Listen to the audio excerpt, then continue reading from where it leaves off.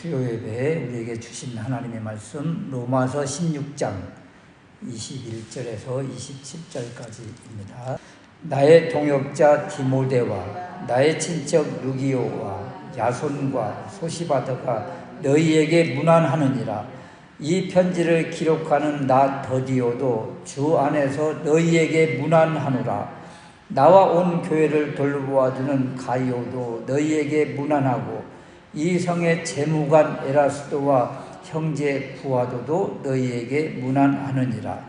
나의 복음과 예수 그리스도를 전파함은 영세전부터 감추어졌다가 이제는 나타내신 바 되었으며 영원하신 하나님의 명을 따라 선지자들의 글로 말미암아 모든 민족이 믿어 순종하게 하시려고 알게 하신 바 그 신비의 계시를 따라 된 것이니 이 복음으로 너희를 능히 견고하게 하실 지혜로우신 하나님께 예수 그리스도로 말미암아 영광이 세세 무궁하도록 있을지어다. 아멘. 로마서 마지막 부분, 마지막 설교인데요.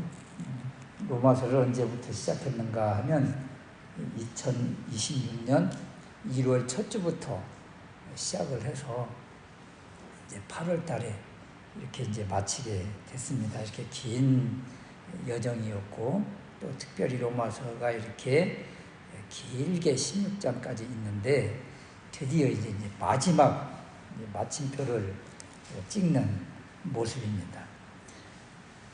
로마서는 그 인류 역사상 가장 위대한 신학 논문이다 이렇게 부를 정도로 위대한 편지인데요. 그래서 이 로마서 안에는 죄와 은혜, 또 칭의와 성화, 또 선택과 부르심, 또 이스라엘과 이방인, 그리고 영적 예배를 드리라고 한 그 그리스도인의 실천적 삶, 사회 가운데서 어떻게 살아야 될 것인지까지 전 범위에 있어서 이렇게 답을 준 그런 편지였다. 그래서 이 위대한 편지 마지막 이제 마침표를 찍는 이제 붓을 놓는 이런 모습인데, 마지막에 계속 16장에 등장하는 것은 어떤 신학적인 논증이나 이런 것들이 아니라 이름들을 계속 소개를 하잖아요. 이름들을 계속 나열을 해주면서 이 로마서가 이렇게 등장하기까지, 또 하나님 나라가 확장되어지는데, 또 교회 공동체가 세워지는데 이 한 사람 한 사람의 이름들을 통해서 이루어졌다, 이것을 이제 말하고 싶은 거죠. 더군다나 복음은 어떤 신학적인 이런 논문이나 논쟁 이런 것이 목적이 아니라 이 사람 한 사람이 복음의 사람으로 세워지고, 그리고 이렇게 한 사람 한 사람이 서로 이렇게 공동체를 이루어가면서 하나님 나라가 확장되어지고, 그리고 하나님의 놀라운 은혜를 경험하게 되는 것이다. 그래서 한 사람 한 사람이 어떻게 삶 속에서 복음의 삶을 살고, 그리고 어떻게 섬기고 어떻게 하나님께 영광을 돌리는가, 여기에 초점이 맞춰져 있다, 이런 것이죠. 그래서 오늘 이제 마지막 이 로마서에서 주시는 메시지는 하나님 나라, 특별히 공동체는 어떤 한 사람의 이 뛰어난 그것을 통해서 이루어지는 것이 아니라 동역하는 한 사람이 있어서 이루어지는 것이다. 이것을 우리에게 지금 보여주고 있습니다. 21절 말씀에 보면 나의 동역자 디모데와 나의 친척 누기오와 야손과 소시바드가 너희에게 문안하느니라. 또 이제 마지막에도 이렇게 이름들을 소개를 하는데, 여기에 우리가 너무도 잘 아는 이름이 있잖아요. 디모데. 사도 바울의 입장에서 보면 디모데는 아들 같다고 그랬잖아요. 영적인 아들이라고 소개를 하기도 하는데, 아들로 이렇게 보통 이야기를 하고, 또 더 높여주면 이제 제자다 이렇게까지 또 이야기를 하는데, 보통 바울과 디모데의 관계는 이렇게 아버지와 아들 관계처럼, 또는 스승과 제자처럼 이런 관계가 보통 이렇게 설명을 하는데, 그런데 이 사도 바울은 로마서에서는 뭐라고 이야기를 하는가 하면 나의 동역자다 이렇게 이야기를 하는 거예요. 나의 동역자다. 이 동역자라는 것은 함께 일하는 사람, 함께 짐을 지는 사람 이런 것인데, 이 아들처럼 키운 또 제자로 이렇게 가르친 디모데를 나의 동역자다 이렇게 이야기하는 것은 어떤 한 사람 개인을 상하 관계로, 권력 관계, 뭐 높고 낮음 이런 것으로 바라보지 않는다는 거예요. 동역자로, 상하 관계가 아니라 함께 뛰는 관계로 이렇게 공동체가 이루어져야 될 것을 이야기를 해주고 있는 거예요. 우리나라 같은 경우는 대형 교회도 그렇지만 이 담임 목사와 부교역자 또는 부목사 뭐 이런 관계가 너무나 그냥 확연하잖아요. 뭐 너무나 이렇게 표현이 되는데, 이 바울 같은 사도 바울은 이런 권력의 관계, 상하 관계, 주종의 관계 이런 관계가 아닌 동역자의 관계, 협력의 관계, 꼭 필요한 관계 이렇게 설명을 하고 있더라. 그래서 이 사람을 보는 관점이 다른 거예요. 그래서 사도 바울의 이런 관점을 우리도 이렇게 배워야 되겠다 이런 것입니다. 그리고 나의 친척 누기오, 또 야손, 소시바더 이렇게 이야기를 하는데, 여기 친척이라는 것은 어떤 혈연 관계의 이런 친척일 수도 있지만, 여기서는 같은 민족, 같은 유대인 출신 이렇게 이야기하면서 이런 사람들도 역시 디모데처럼 동역자였다 이렇게 소개를 하고 있는 것입니다. 그래서 이 로마서가 쓰여지기까지, 또는 교회가 세워지고 하나님 나라가 확장되어지고 이런 일들에 있어서 사도 바울의 강력한 리더십으로 사도 바울이 일깨운 것이 아니고, 읽은 것이 아니고, 이 사람들이 나와 함께 동역해서 한 팀을 이루고 같이 나아감으로 인해서 이런 일들이 이루어졌다 이렇게 이야기를 하는 것입니다. 내가 한 것이 아니고 이렇게 같이 힘을 합쳐서 이런 일들이 이루어졌다 이런 거예요. 그래서 어떤 공동체가 되었던 어떤 좋은 결과가 나타났을 때, 그때에 막 내가 했다 이러지 않잖아요. 지금 우리가 했다, 또는 당신이 있어서 이런 일이 이루어졌다 하면서 상대방을 높여주고 같이 이렇게 나아갈 때 그 공동체가 더 견고해지는 것이다 이런 것입니다. 이렇게 견고하게 공동체가 형성이 되어지면 틈이 없잖아요. 어떤 틈일까요? 악한 것들이 들어오는 틈이 없고, 세상의 공격이 들어올 틈이 없는 거예요. 그래서 굳세게 믿음으로 이 공동체가 더 단단하게 결속력 있게 되어지는 것이다 이런 것입니다. 그리고 또 이 마지막 장에서 우리에게 주시는 메시지는 22절 말씀인데, 22절부터 보면 이름 없이 빛나는 섬김을 이렇게 다 또 기억을 해준다는 거예요. 이것이 얼마나 소중한지 몰라요. 22절 말씀에 이 편지를 기록하는 나 더디오도 주 안에서 너희에게 문안하노라. 요 22절을 왜 기록을 했을까? 이렇게 많이 학자들이 연구하기도 합니다. 그래서 이 로마서를 22절이 빠지면 이 로마서를 누가 쓴 거예요? 사도 바울이 다 기록을 한 거예요. 그런데 이 22절 때문에 이 로마서를 사도 바울이 직접 쓴 것이 아니고 사도 바울은 말을 하고 이것을 다 받아 쓴 사람이 있었구나, 기록한 사람이 있었구나, 더디오라고 하는 사람이 있었네, 이것을 알려주고 있는 거예요. 로마서 이 저자가 누구예요? 이 사도 바울이에요.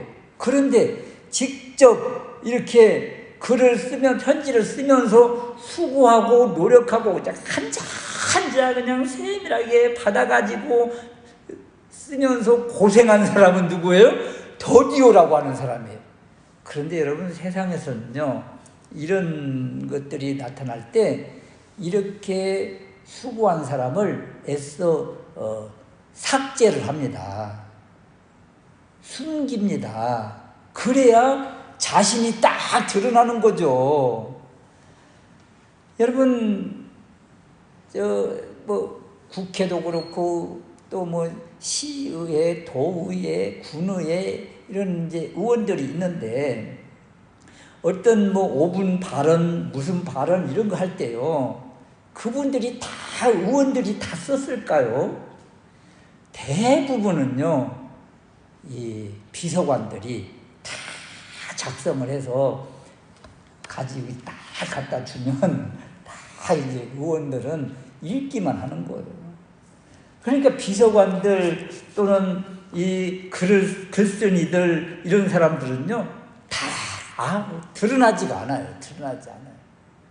오죽하면 대형교회에도 설교를 작성해주는 그 담당 목사가 있다고들 하잖아요. 그러니까 그런 사람들을 있다는 것을 이렇게 드러내면 되겠어요? 드러내지를 않죠. 그런데 사도 바울은 요 22절을 딱 기록해 주는 거예요. 이 편지를 기록하는 나 더디오도 이걸 쓰게 한 거예요.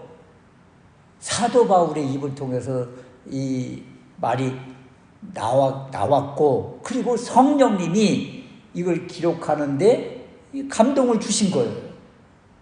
다 더디오가 이 글을 쓸 때 사도 바울을 얼마나 바라봤을까? 진짜 써요. 이런 식으로 쉽게 말하면. 그런데도 기록을 하게 하셨다. 그래서 이 로마서를, 이 편지를 한자 그냥 땀을 흘리면서 손에 이 굳은 살이 배기면서 고생하고 수고한 더디오를 짠하고 세상에 드러내 주시는 거예요. 여러분, 아이고 내가 이 일을 할 때 아이고 누가 알기는 알까 그러면서 일을 할 때 그냥 그래도 또 맡은 사명이니까 하고, 그럴 때 마지막에 이렇게 딱 이름을 드러내 줄 때 말이에요, 마음이 그냥 막 폭발할 지경 아니겠어요? 감동이.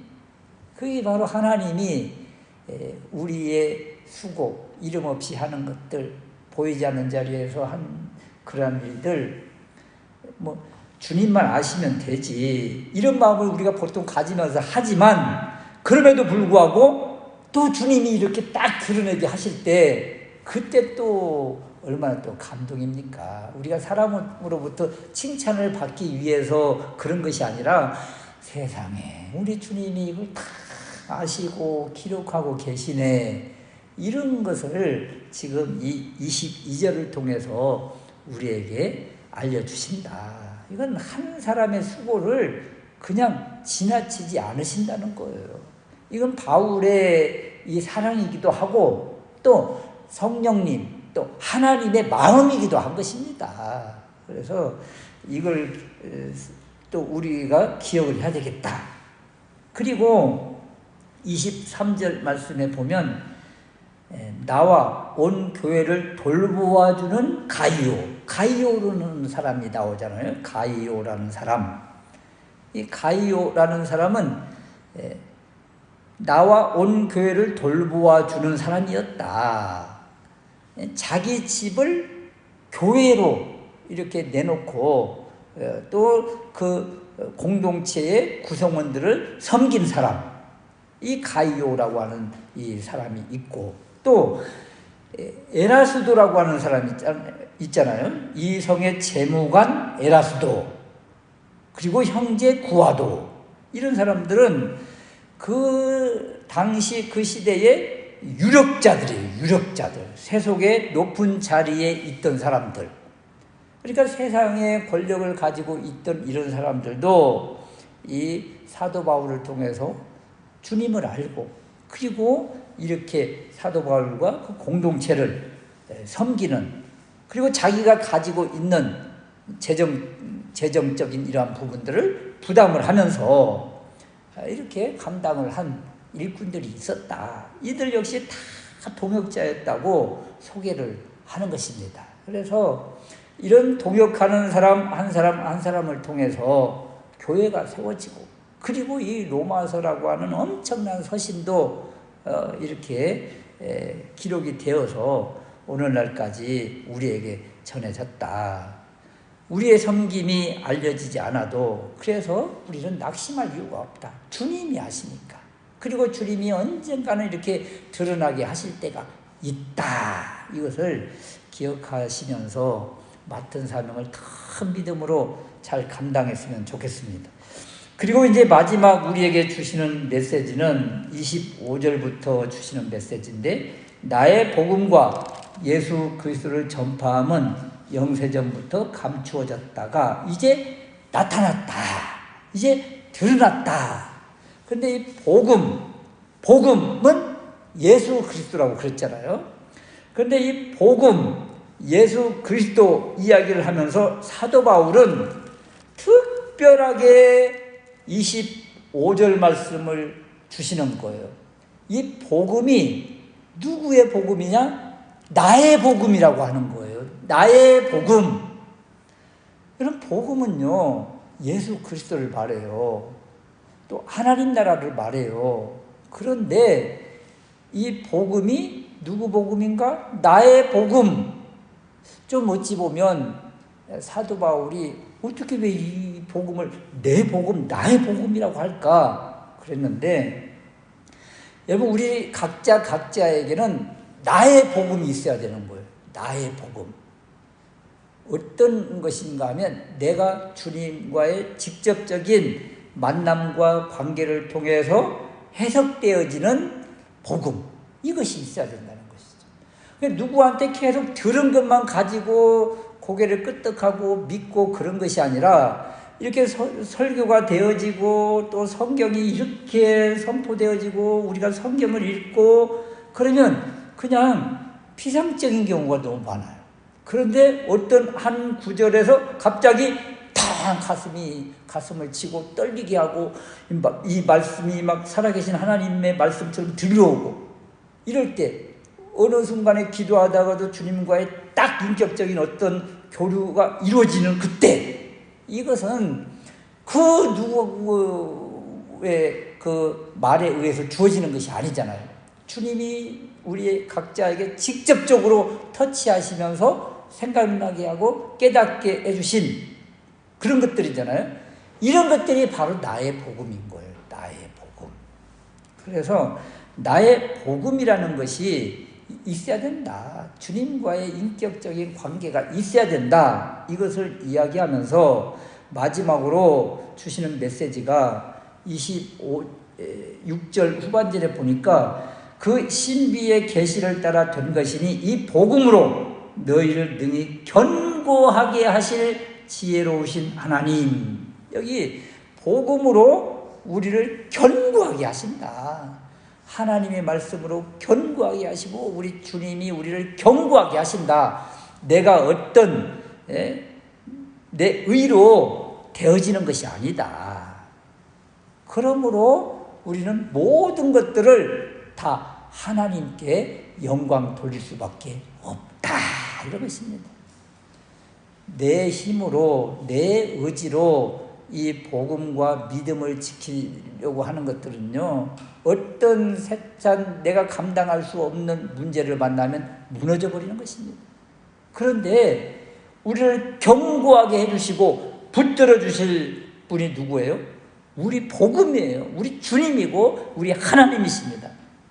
그래서 지켜주신 하나님, 보호해 주신 하나님, 복음 주신 하나님, 또 믿게 하실 하나님, 이 하나님께 우리는 모든 영광을 돌려야 된다.